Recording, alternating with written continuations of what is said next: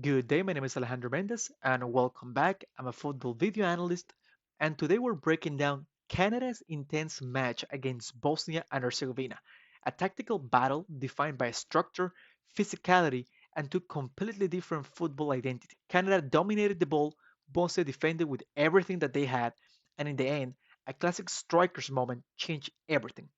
Let's get into the tactic. First of all, we need to understand that Canada started with a very clear 2-3-5 attacking structure.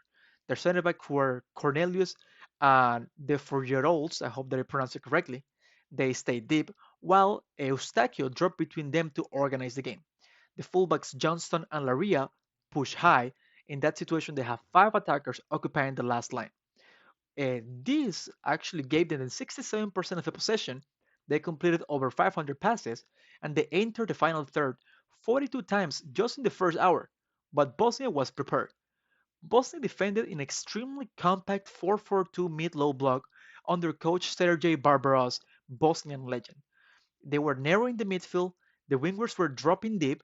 We're talking about Barakterović and Memic. They were helping them fullbacks a lot.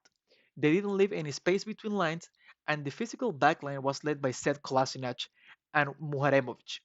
Also, this was completely intentional. Bosnia's block was intentionally narrow, forcing Canada wide and into crosses, something that Bosnia were completely comfortable defending.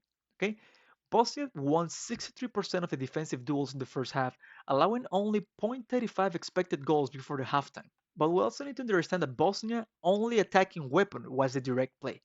Every recovery turned into a long ball toward Baraktarovic and Memic. These two were the outlets that hurt Canada the most. Bosnia attempted 29 long balls in the first half, 11 of them targeting either Baraktarovic or Memic. Their only open play chances came from these transitions. Okay. In the second half, everything began with the same structure and the same picture. Canada controlling, Bosnia absorbing, and the physical battle in every duel. But at minute 48, was a heavy collision between Bosnia's goalkeeper and Canada's striker, showing how intense the match had become at that moment. But then Canada's momentum grew. They were having faster ball circulation, more one-on-one wins, more players arriving into the box, higher fullbacks, and better timing in the half spaces. Okay, Canada generated 0.85 goals between minute 50 to 65 alone. We also need to understand and talk about two massive clearances that kept Bosnia alive. We're talking about Kolašinac with a world-class goal line clearance, and we also need to talk about Katic. He also had another desperate block minutes later. Bosnia's defensive duels remain elite, even as fatigue set in the match. Bosnia made 22 clearances in just alone in the second half. With the substitutions, Canada added energy and verticality. They added Schaffelburg, Ali Ahmed, a really good player from Canada, Oluwaseji, Kyle Larin, and Jonathan Osorio. They have more running behind the line, more presence in the box, more pressing intensity, and more late midfield arrivals. With Bosnia, we're talking about how Gigovic entered the game. Also, we're talking about Alajbegovic, okay, the two of them that were the most important substitutions from Bosnia, okay. Now, at the end, the breakthrough arrived from Canada. Kyle Larin, Canada's number 9, scored a textbook striker goal. He receives the ball with his back to the goal, uses his body to pivot, turns inside the box, and fires a clean, decisive shot. Larin scored on his first shot on target, and Canada's expected goal jumped to 1.42 after that goal. Bosnia had allowed 9 shots inside the box by then.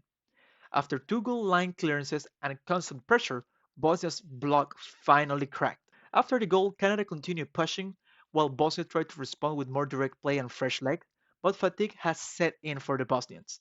Bosnia's intensity dropped sharply after the 60th minute. Canada's structure, substitutions, and momentum were too much, and Larin's finish sealed the momentum that Canada has been building across the whole match. Now, we need to understand that these two teams were completely different.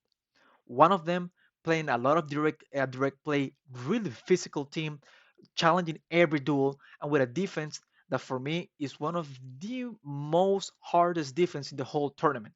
Okay, we saw a similar game yesterday with Czech Republic versus South Korea, and today Canada has had a really offensive game that was really nice to see. Eustáquio organized the game. Kyle Larin needs to be playing as a number 9 in this team when we're talking about teams like Ecuador, the Bosnias, teams like Morocco with big center backs. So he can actually act as a pure number 9. Okay. This was the end of this video. The next video today will be United States versus Paraguay analysis. Thank you so much for watching, and I hope that everybody has a great day.